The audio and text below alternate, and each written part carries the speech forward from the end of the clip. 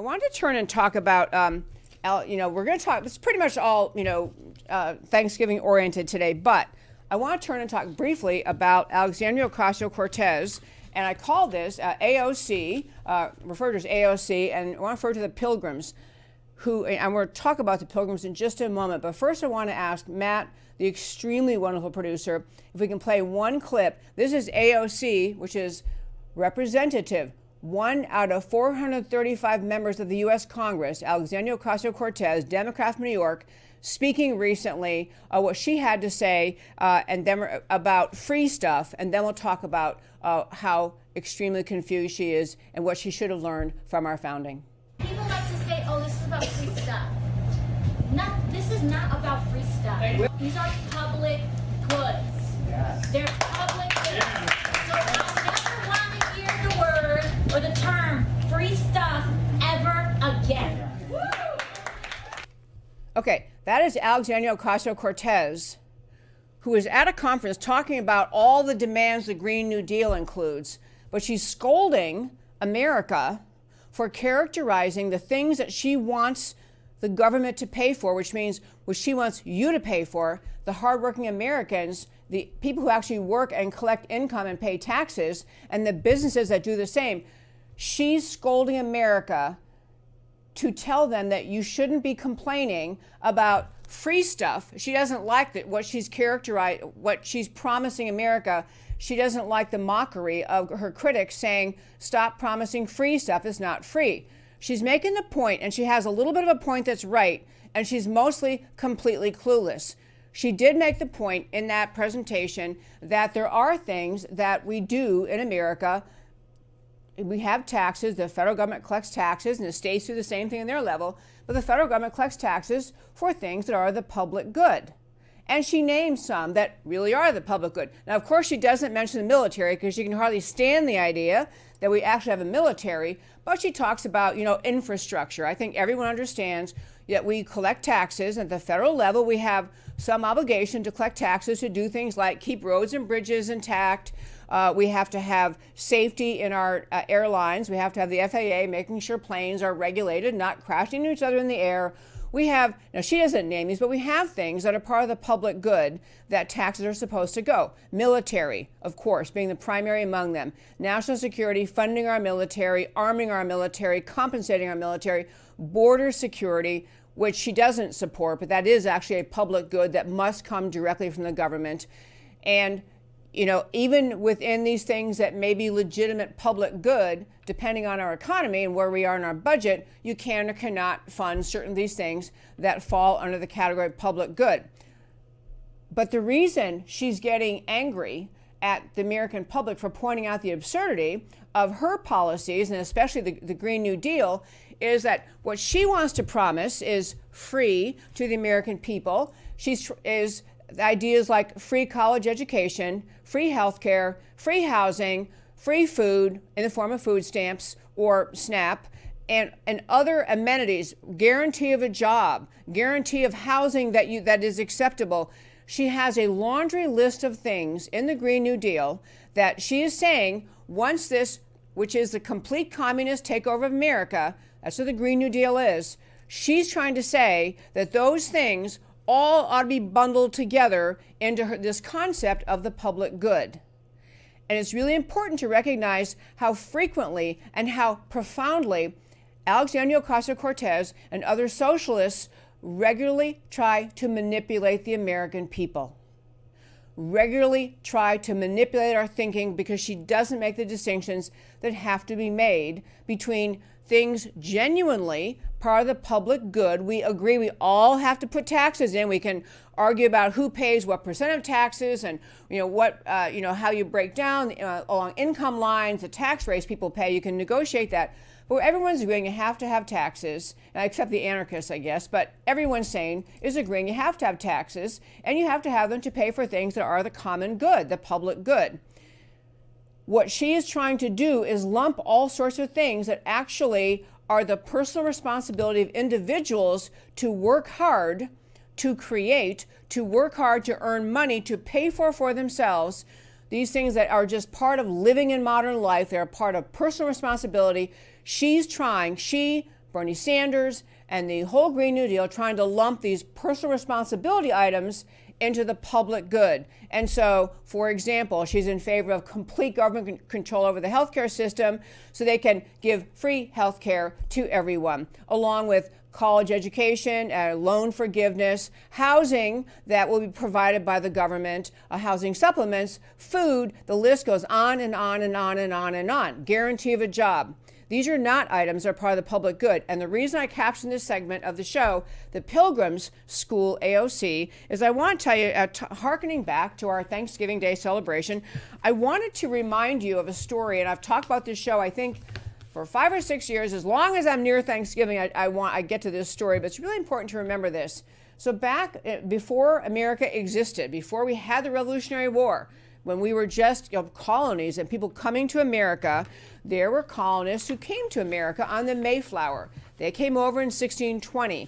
And on the Mayflower, of course, as a small historical note, if you did not know this, you likely know they were fleeing religious persecution.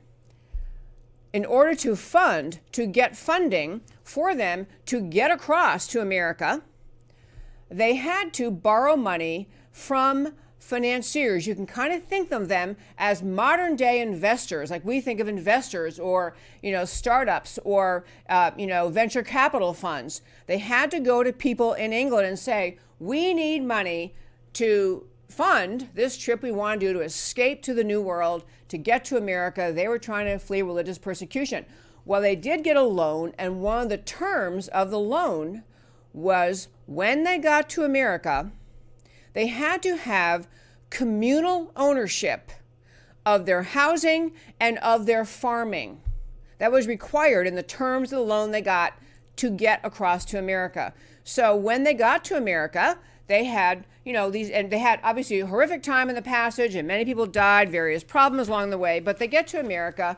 And so in accordance with the commitment they'd made, so the Mayflower arrives in Cape Cod in November 1620. Best estimates, about 101 people had survived. 101 people. So, they had all sorts of people passing along the way, scurvy, pneumonia, malnutrition, whatever they had. But they get to America, or what we now call America, and they're at the Cape Cod area. And so in the spring, they go out to do farming, and they, following the terms, the requirement of their contract, the money they got to make the trip, they had communally owned housing, not, Joe's house, Fred's house, Sally's house, but communally owned housing, and they had communally owned farming. The first 2 years of farming in the New World, so 1621 and 1622, they had communal ownership of the farmland. Meaning, I'm not going out and planting corn for my family and the guy next door planting corn for his family. Everybody's supposed to work on this one big patch of land, and then at the end, when all the land produces, the harvest comes, we're all going to divide it. And to understand back to the people who loaned the money, the reason was they wanted their cut. They wanted to be sure that everyone understood that the lenders, they were going to get their cut too from all of this adventure in the New World. So for the two first farming seasons, 1621, 1622, they had communal farming. And what resulted from that communal farming was the same thing that results in every time you try to have everything ranging from a group project for second graders in school, or a group project for sixth graders, or any other time you pile your resource together, which is a few people work and most people don't. That's what happens. And people realizing, I'm going to get the same amount at the end, whether I work or not. Some people will work, many will not. So the founder, the 1620, when they're over there at Cape Cod and pursuing this farming, they had a book was fortunately kept by the, can't think of his name, Bradford, William Bradford, and it was called Of Plymouth Plantation. He's the guy in charge, and he's putting these policies in place, and he's keeping track. He's writing down what's happening in this communal farming. He described what happened. They ended up with internecine conflicts that made them far more upset. They were very upset with each other. Under communal land stewardship, Bradford reports, the community was afflicted by an unwillingness to work, by confusion and discontent, by a loss of mutual respect, and by a prevailing sense. This is Bradford describing communal farming, a prevailing sense of slavery and injustice. Young men, healthy and strong, were expected to work hard. They resented the older men who were sitting back saying, hey, not my turn, you're the young people, you work. And the older men were resenting the younger men for not working hard enough. I mean, it was a mess. And they had a very poor harvest 2 years in a row. They were literally bringing about their own starvation because nobody wanted to work, because why should they? Because it's communal ownership. Bradford finally said, for the beginning of the 1623 harvest, you know what? We're going to go, and I'll describe how he writes it, because I love how they write in these colonial days, the language they use. So here's what Bradford wrote. At length, after much debate of things, the governor, with the advice of the chiefest among them, gave way that they should set corn, meaning make their field, set their plot of land, every man for his own particular, and in that regard, trust to themselves. Meaning, you don't work the land, you don't produce food, you don't eat. This is what they had to do to get everyone on board. So he assigned every family a parcel of land according to the proportion of their number. Essentially, he transferred or changed the system to being private property, which as he says, brought very good success. The colonists became immediately responsible for their own actions and for those of their immediate families, and not the actions of the whole community. So, we had this socialist experiment in America in the founding long before we even had the Declaration of Independence. We tried this.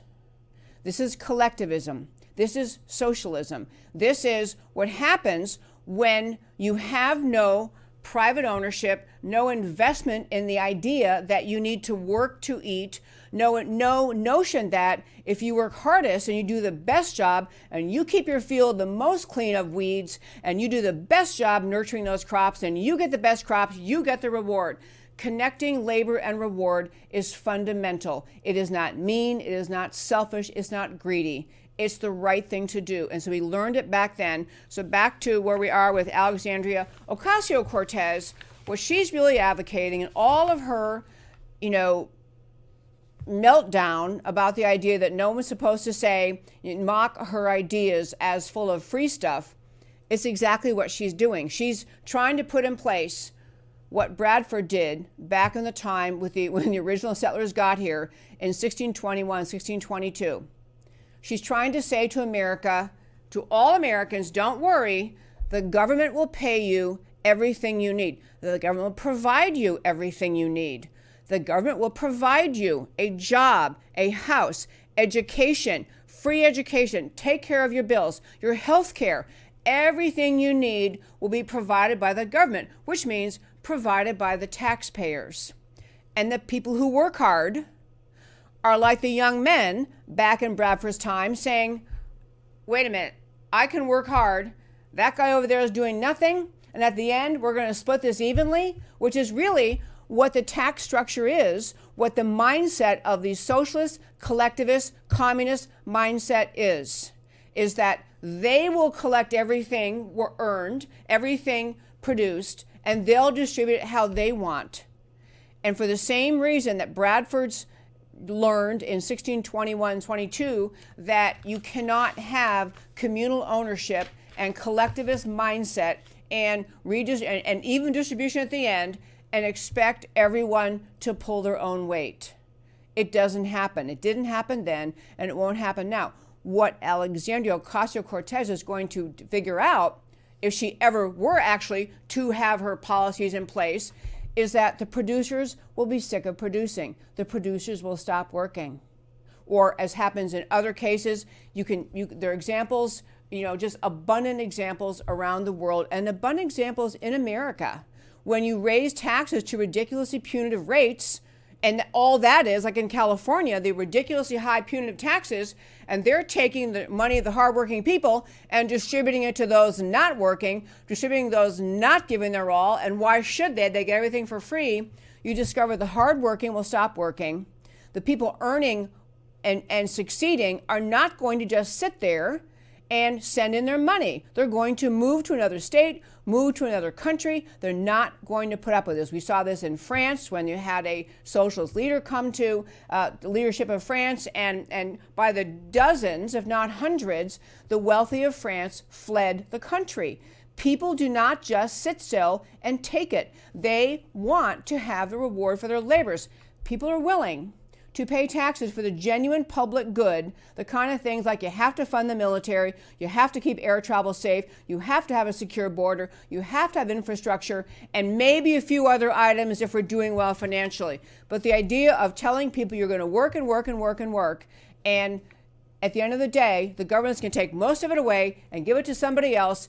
You are in a utopian, socialist, delusional state if you think you can do the things that she has in mind and keep the productive citizens inspired to work. Alexandria Ocasio-Cortez needs to go back and read a little bit more about 1621 and 1622 in America, read of Plymouth Plantation, understand the realities of life.